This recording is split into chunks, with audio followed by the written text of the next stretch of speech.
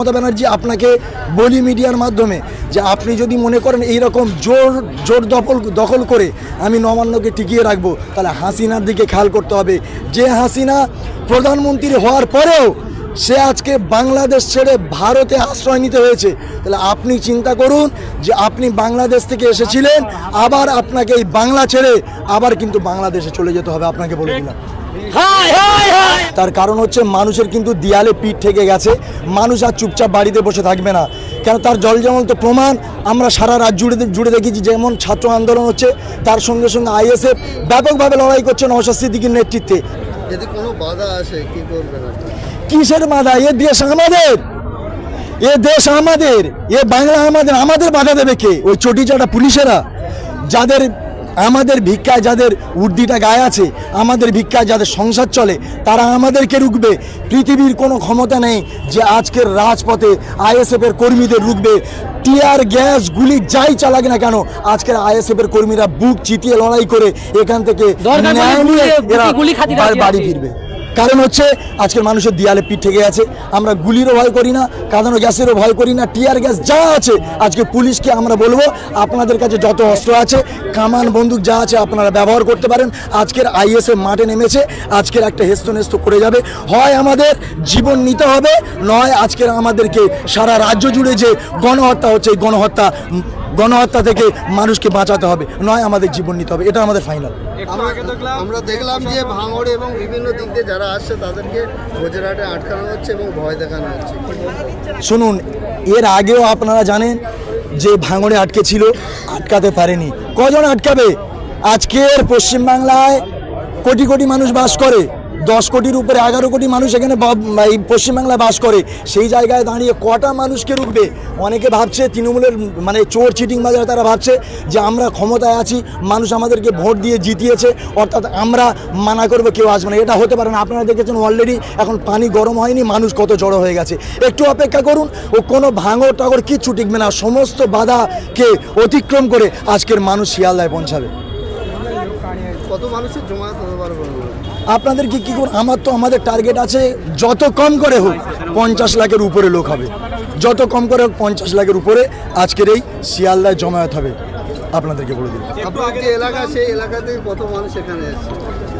কি বলবো, আমি তো নিয়ে এসেছি। আপনারা হয়তো দেখেছেন কত বড় একটা র্যালি এখান থেকে শিয়ালদা স্টেশন থেকে নেমেছে, এবং এখনও পর্যন্ত আমাদের কর্মীরা আমাকে ফোন করেছে যে কেউ বারুইপুর ছেড়ে আসছে, কেউ একটু আগে আছে। যেহেতু আপনারা জানেন যে আমরা তৃণমূল এবং বিজেপির মতো কোটি কোটি টাকা দিতে পারি না, লাখ লাখ টাকা দিতে পারি না যে তারা গাড়ি করে আসবে, বিরিয়ানি দেবো তারা আসবে।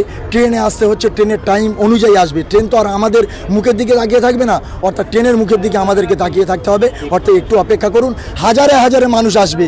শুধু কুলপি ঢোলা থেকে হাজারে হাজারে মানুষ এখানে অলরেডি জমায়েত হয়ে গেছে, আরও হাজার হাজার মানুষ এখানে জমায়েত হবে। কটা থেকে মিছিল শুরু হবে? আমাদের টার্গেট ছিল 1টা থেকে আমরা মিছিল শুরু করব।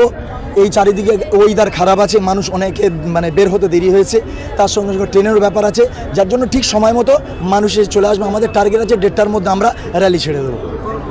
একটু আগে দেখলাম আপনাদের মিছিল চলছিল, সেই মুহূর্তে প্রশাসন এসে সেই মিছিল বন্ধ হয়ে যায়। কি প্রশাসন কি আপনাদের সঙ্গে অসহযোগিতা করছে?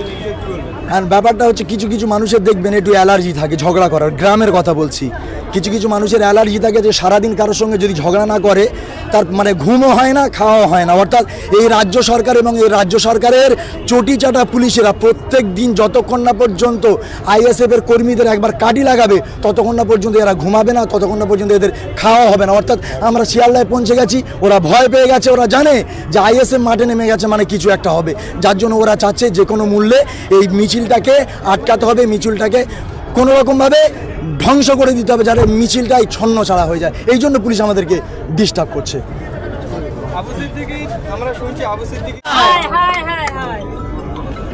এই যে শিয়ালদা স্টেশনেতে এর আগে আপনারা বিভিন্ন এখান থেকে পদসভা করেছেন ধর্মতলা পর্যন্ত, এবারে কত মানুষের জমায়েত হতে পারে বলে মনে হচ্ছে? জমায়েতের কথা আমরা একদম ফাইনালি বলতে পারবো না। তার কারণ হচ্ছে জমায়েত এত হবে, আপনাদের ক্যামেরার ফোকাস যত দূর যাবে তার থেকে বেশি কিন্তু মানুষ থাকবে। সে নরেন্দ্র মোদী এবং আমাদের রাজ্য সরকার মমতা ব্যানার্জি, এরা দুজনে চাচ্ছে, আপনারা দেখেছেন 5 তারিখে বাংলাদেশে নতুন করে স্বাধীন হয়েছে, তো এরা দুই সরকার মিলে চাচ্ছে আমাদের ভারতটাকে নতুন করে একটা উত্তপ্ত তৈরি করব, যে উত্তপ্তের মাধ্যমে হাজার হাজার শুধু নয় কোটি কোটি মানুষ সেখানে মৃত্যুবরণ করবে। আজকে দেখুন না, সারা দেশ জুড়ে গণধর্ষণ চলছে, সারা দেশ জুড়ে লকআপে পিটিয়ে মারছে, সারা দেশ জুড়ে দুর্নীতি হচ্ছে। এখনও কোনো অসাংবিধানিক কাজ নেই যে এই দুটো সরকার মিলিয়ে করছে না। আজকের ডেটে ভোলাতে আবু সিদ্দিককে খুন করে দিল কে? পুলিশ। আনিস খানকে খুন করে দিল কে? পুলিশ। এবার এরকম বারুইপুরের জেলে সেখানেও পিটিয়ে মেরে দিল আসামিদেরকে। এখন আসামি তাদেরকে তো আমরা বলতে পারি না যতক্ষণ না পর্যন্ত বিচার তাদের শেষ হচ্ছে, যতক্ষণ না আইন তাদেরকে বলছে অপরাধী, ততক্ষণ না তারা অপরাধী নয়। তারপরে এই রাজ্য সরকারের নেতৃত্বে দিকে দিকে মানুষ খুন করা হচ্ছে, ধর্ষণ করা হচ্ছে, সমস্ত রকম অরাজকতা এই পশ্চিমবাংলার বুকে তৈরি হয়ে গেছে। কেন মমতা ব্যানার্জি বুঝে গেছে সে নরেন্দ্র মোদী এবং আমাদের রাজ্য সরকার মমতা ব্যানার্জি এরা দুজনে চাচ্ছে, আপনারা দেখেছেন 5 তারিখে বাংলাদেশে নতুন করে স্বাধীন হয়েছে, তো এরা দুই সরকার মিলে চাচ্ছে আমাদের ভারতটাকে নতুন করে একটা উত্তপ্ত তৈরি করব, যে উত্তপ্তের মাধ্যমে হাজার হাজার শুধু নয় কোটি কোটি মানুষ সেখানে মৃত্যুবরণ করবে। আজকে দেখুন না, সারা দেশ জুড়ে গণধর্ষণ চলছে, সারা দেশ জুড়ে লকআপে পিটিয়ে মারছে, সারা দেশ জুড়ে দুর্নীতি হচ্ছে। এখনও কোনো অসাংবিধানিক কাজ নেই যে এই দুটো সরকার মিলিয়ে করছে না। আজকের ডেটে ভোলাতে আবু সিদ্দিককে খুন করে দিল কে? পুলিশ। আনিস খানকে খুন করে দিল কে? পুলিশ। এবার এরকম বারুইপুরের জেলে সেখানেও পিটিয়ে মেরে দিল আসামিদেরকে। এখন আসামি তাদেরকে তো আমরা বলতে পারি না যতক্ষণ না পর্যন্ত বিচার তাদের শেষ হচ্ছে, যতক্ষণ না আইন তাদেরকে বলছে অপরাধী, ততক্ষণ না তারা অপরাধী নয়। তারপরে এই রাজ্য সরকারের নেতৃত্বে দিকে দিকে মানুষ খুন করা হচ্ছে, ধর্ষণ করা হচ্ছে, সমস্ত রকম অরাজকতা এই পশ্চিমবাংলার বুকে তৈরি হয়ে গেছে। কেন মমতা ব্যানার্জি বুঝে গেছে। আজকের যে শিয়ালদা থেকে ধর্মতলা যে র্যালিটা হচ্ছে, মিছিলটা আমাদের শুরু হবে, সেটা নওশাদ সিদ্দিকীর নেতৃত্বে সারা বাংলায় যেমনভাবে উনি কাঁপিয়ে বেড়াচ্ছে, আজকেও কলকাতার রাজপথ কাঁপবে। আজকের কলকাতা বুঝতে পারবে যে আজকের কিভাবে মানুষের ঢল নেমেছে, নওশাদ সিদ্দিকী কী বার্তা দিচ্ছে। আজকের কলকাতার রাজপথ দেখবে এবং মানুষও দেখবে। এই যে শিয়ালদা স্টেশনেতে এর আগে আপনারা বিভিন্ন এখান থেকে পদসভা করেছেন ধর্মতলা পৌরসভা, এবারে কত মানুষের জমায়েত হতে পারে বলে মনে হচ্ছে? জমায়েতের কথা আমরা একদম ফাইনালি বলতে পারবো না, তার কারণ হচ্ছে জমায়েত এত হবে, আপনাদের ক্যামেরার ফোকাস যত দূর যাবে তার থেকে বেশি কিন্তু মানুষ থাকবে।